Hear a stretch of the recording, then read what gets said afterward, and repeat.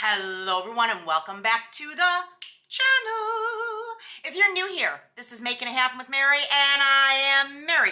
Today's video, we're going to be talking about another one from the Emily in Paris collection. None other than Champagne in Paris. Yep, there's been a lot of talk concerning this scent, but we're going to get down to the nitty gritty of it. Are you ready? Buckle up. Before we get too much further, of course, today's lip is by me. I'm wearing Ho Ho Hottie from the Festive Flirts collection. Look at how frickin' pretty she is. You guys, she is absolutely stunning, and she smells and tastes like hot cocoa. Absolutely divine, and it does have a tiny bit of lip color changing tint in it, but it's not a lot. Perfect, natural rosy hue, and I'm here for it. So make sure you go to Banger Beauty by Mary, check out the Festive Flirts collection, the new body care that we dropped in honor of the holidays. Honey, Bath & Body maybe didn't give you gourmands, but your girl did. Your girl did. Yeah, definitely check out Ho Ho Hottie. Ho Ho Ho Hottie. And let's get into this video. Okay. Champagne in Paris. I'm a little perturbed still on the fact that these minis do not have the scent notes on them. Like, can we get the scent notes on the minis, please? I mean, is that too much to ask for nowadays? Is it? I mean, God knows we've foregone the days of powerhouse body sprays, but can we at least get the scent notes on the minis? Okay? Okay. All right. When it comes to Champagne in Paris, it is supposed to be notes of champagne spritz, elderberry, and lily of the valley. Okay, now, I do really love this scent, and I said in that haul video I did, the first scent note that I 100% get is elderberry. I do get some champagne notes in there as well as where they say lily of the valley. Lily of the valley is so muted though. She's so far in the background. But this is definitely a gorgeous scent. I love that they did the elderberry actually heavy enough to pick it up. Yeah, I have some thoughts. We are definitely going to be, I'm going to spray, because I sprayed something on this hand earlier, and we're going to get into that in a minute, but I'm going to spray Champagne in Paris more on this hand. And I'm going to let you know, I will say the longevity on this one is pretty decent. About 3 hours worth before I really couldn't smell it as much. Yeah, see, I really like this one. It does remind me a little bit of 1,000 Christmas Wishes, but I think 1,000 Christmas Wishes almost had a bit of a punch vibe to it. Not fruit punch, but like a bit of a punch vibe to it that I'm not really getting in here. And when I say punch, I'm kind of like envisioning in my head a big bowl of Christmas punch at a like a holiday party, right? And you got the cranberries and the orange slices floating in it. I kind of got that vibe from 1,000 Christmas Wishes. I don't get that vibe from Champagne in Paris. What I do get is that beautiful elderberry. Elderberry is kind of like a muted berry. It has a distinct sharp note to it, kind of like there's a sharpness to blackberries. A distinct, like almost like a pungent, and not in a bad way, but definitely a distinct odor when it comes to elderberries. And I only know this especially because of the fact that I am definitely drawn to elderberry scents, but I also take elderberry syrup, elderberry gummies to help my immune support. So I get that scent note from Champagne in Paris. I do really like this scent. I think she's a great addition to my collection. It is a beautiful scent. Definitely very, you definitely get the champagne notes in there as well. I want to mention that. Like there's like this bubbly fizziness going on. And I'm here for it. I love it. But let's get into the comparisons. Because I've seen so much talk all over social media. And previous to me picking up the Emily in Paris collection, I had seen everybody and their brother comparing it to a certain scent and saying that it was a repackage of a certain scent. I'm going to get to that later. I want to touch on some other comparisons first. In regards to 1,000 Christmas Wishes, I don't have that one specifically in my collection anymore. I do definitely remember what it smelled like, though.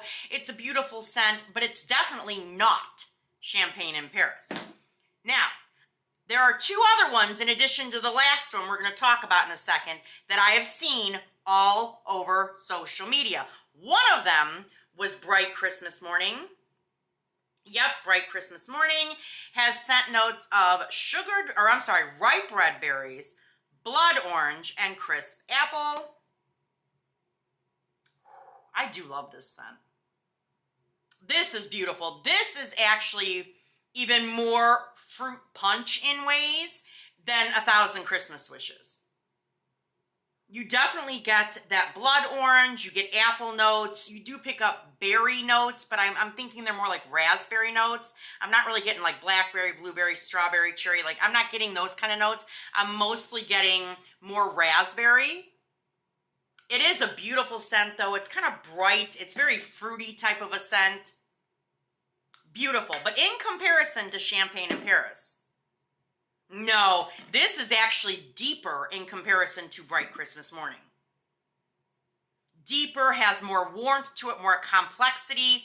I actually, in the two, I prefer Emily in Paris, Champagne in Paris over Bright Christmas Morning. So no, honey, they is not the same. Another one I saw, and I think this one had my flabbergasted the most, and you will see why. I was just like, huh? What? Really? And they were comparing it to Happy Easter Tutti Frutti Candy. Honey, are you high? Like, are you high? Because I want some. If you're gonna be high, at least share with the class. Scent notes on Tutti Frutti Candy is sweet jelly beans, mixed berries, and sugared lemon. Remember that, sugared lemon. I do really love this scent. It's definitely a bright, zesty, fruity scent. To me, it literally reminds me of those big, fat jelly beans that used to come in Easter baskets like when I was a kid in the 80s. Absolutely beautiful scent. Very bright, very Easter, very fruity, but like sugar fruity. And you also do pick up notes of lemon in here, honey. That being said, I detect 0 lemon in Champagne in Paris. Hell no, they are nowhere near the same. In fact, if they were in the family tree, both ends would be on different branches. Okay, I said what I said, and I meant what I said. Yeah. Now, on to the controversy at hand. Everybody and their brother, and their mother and their uncle and their cousins and their baby daddies, all of them are saying that this Champagne in Paris is supposedly a repackage of champagne toast. Yep, champagne toast. I got a lot of thoughts. Champagne toast is bubbly champagne, sparkling berries, and juicy tangerine. Juicy tangerine. I sprayed some on this hand earlier. I will spray a tiny bit more. Just a tiny bit more. We'll let that air out. Champagne toast has been a favorite of mine for years. I remember the original packaging it came out with. It was almost like a champagne colored, and it had a really bright like packaging. It was very festive. It was kind of marketed, I feel, like a New Year's type of a scent, and it's stuck, and it's been a fan favorite for many years now. I want to say that was like mid-2010s that really came out and was like, oh my God, people went nuts for it. Now that I've sprayed it, I love this scent. I typically bring her out every winter. I will say from smelling her, what I predominantly get, you guys, is that tangerine note. Yeah, I get a little bit of berry. I definitely get champagne notes in it. But that tangerine is the most prevalent note in champagne toast. Ma'am, there are no tangerine notes in Champagne in Paris. Yeah. Absolutely not the same as champagne toast. Yeah, they may both have champagne in the name. That does not mean they are the same. Because to my sniffer, they are not. I 100% pick up tangerine in here. There ain't no tangerine in here. It is elderberry and champagne. Yeah, there's a little bit of floral mingling in the background. There ain't no floral in champagne toast either. Like, y'all, no, this champagne toast is actually brighter. It's definitely fruitier, zestier. There is nothing like that about this. This is not some bright, bold, festive, tangerine, citrus type of a scent. This is. This actually would come across more perfumey in a lot of ways in comparison to champagne toast. I am standing by that statement. No, they are absolutely different, y'all. So that is my thoughts, review, and comparison on Champagne in Paris. What do you guys think? Did you smell it? If you own champagne toast and you now have purchased Champagne in Paris, smell them side by side. Spray one on one hand, another on the other. Smell them side by side.